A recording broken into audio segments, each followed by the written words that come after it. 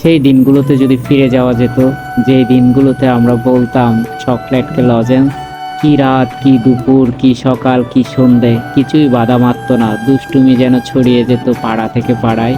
দল বেঁধে গাছে চড়ে বেড়ানো কিংবা ফল চুরি, কি ছিল না সেই দিনগুলোতে। আবার যদি ফিরে যাওয়া যেত, গুড়ির কথা মনে আছে? আমরা তখন পলিথিনের প্যাকেটকে কাজে লাগিয়ে ঘুড়ি বানাতাম, আকাশ জুড়ে উড়ে বেড়াতো সেই গুড়ি। শুধু তাই নয়, মেলাগুলোতে গুড়ি কেনার সেই কি আগ্রহ। পাড়ার অলিগলিগুলো যেন ছিল ক্রিকেটের মাঠ, সব জায়গায় সবাই এসে ভিড় জমাতো। লাটিম ঘোরানোর সেই কি নেশা, কার লাটিম কতক্ষণ ঘুরে, সেই প্রতিযোগিতায় চলতো আমাদের মাঝে। দল বেঁধে হতো প্রতিযোগিতা, সেই সাথে চ্যালেঞ্জিং সব নেশাও ছিল, হাতে লাটিম ঘোরানো। আইসক্রিমের পেটিতে যখন বাড়ি পড়তো, সে কি ঘরে কি আর থাকা যায়, আইসক্রিম যে খেতেই হবে। 1 টাকা বা 2 টাকা দিয়ে সেই আইসক্রিম কতই না মজা ছিল। আজকে পোলার কিংবা চকবার আইসক্রিমে সেই মজাটাই যেন খুঁজে পাই না। বায়োস্কোপ তো দেখা হয়নি, তবে বায়োস্কোপের কত গল্প শুনেছি, কত গান শুনেছি। গ্রাম বাংলার আরেকটা ঐতিহ্য ছিল যেন বায়োস্কোপ। হাওয়াই মিঠাই দেখলেই যেন জিভে জল আসতো। উফ, কখন যে কিনে খাবো।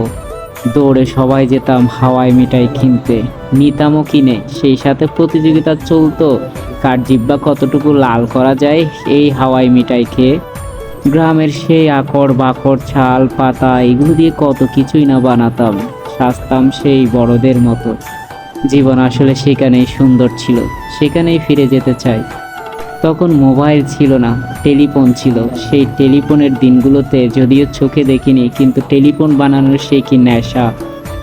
টিনের পটের সাথে এই প্রান্ত থেকে ওই প্রান্ত রশি লাগিয়ে টেলিফোন বানানোর নেশায় মারতাম, আর লুকোচুরি খেলায় মেতে উঠতাম, কথা বলতাম একে অন্যের সাথে। এখন 1000 টাকার দামি মোবাইলেও সে আনন্দ কি মিটে, সে আনন্দ কি আর পাওয়া যায়? শীতকাল আসলেই চড়ুই বাতির প্রতিযোগিতা, সবাই মিলে টাকা তুলে চড়ুই বাতি খেলতাম। কলা পাতার প্লেটে করে যে যেরকম পারে সেই রান্না দিয়ে হতো চড়ুই বাতি। কতই না সুন্দর ছিল দিনগুলো। গ্রামের আরো নাম না জানা কত খেলায় দিন যে কেটে যেত।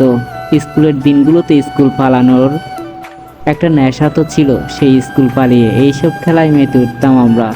কতই না সুন্দর ছিল সেই দিনগুলো। আবার যদি ফিরে পাওয়া যেত, এই ব্যস্ত শহর, এই ব্যস্ত দিন, এই ব্যস্ত কাজকর্ম, এই যে এত আধুনিকতা, এত যন্ত্রপাতি, এত প্রযুক্তি, ইটের দালান কোটা, সব কিছু অস্থির লাগে এখন।